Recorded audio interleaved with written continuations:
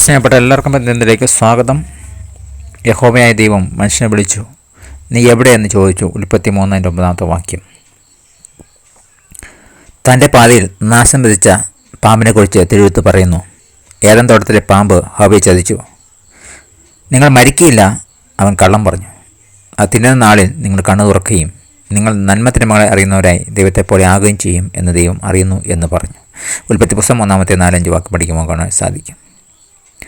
ദൈവത്തോടുള്ള ഹവ്വായുടെയും ആദാമിൻ്റെയും അനുസരണക്കേടിൻ്റെ ഫലമായി പാപവും മരണവും ലോകത്തിലേക്ക് പ്രവേശിച്ചു. പഴയ പാമ്പായ മഹാസർപ്പം ചെയ്ത വഞ്ചന ഇപ്പോഴും തുടരുന്നു. ഒരുപാട് ദിവസം 22 വാക്ക് പഠിക്കുമ്പോൾ കാണാൻ സാധിക്കും. എന്നാൽ യേശു വന്നത് പിശാചിൻ്റെ പ്രവർത്തികൾ അഴിക്കാനാണ്. 1 യോഹന്നാൻ 3:8 വാക്ക് പഠിക്കുമ്പോൾ കാണാൻ സാധിക്കും. അവനിലൂടെ നാം ദൈവവുമായുള്ള ബന്ധത്തിലേക്ക് പുനഃസ്ഥാപിക്കപ്പെടുന്നു.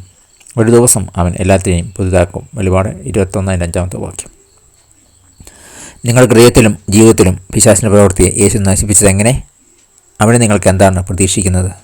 പ്രാർത്ഥിക്കാം. യേശുവേ, പിശാചിൻ്റെ വഞ്ചനയിൽ നിന്ന് എന്നെ വിടുവിക്കണമേ. രക്ഷകനായ ദൈവമേ, അങ്ങേക്കായി ജീവിപ്പാൻ എനിക്ക് കൃപ നൽകണമേ. Thank you. God bless you. പുതിയ ദിവസം പുതിയ അനുഭവങ്ങളുടെ ദൈവം നൽകട്ടെ. God bless you in Jesus name. Amen.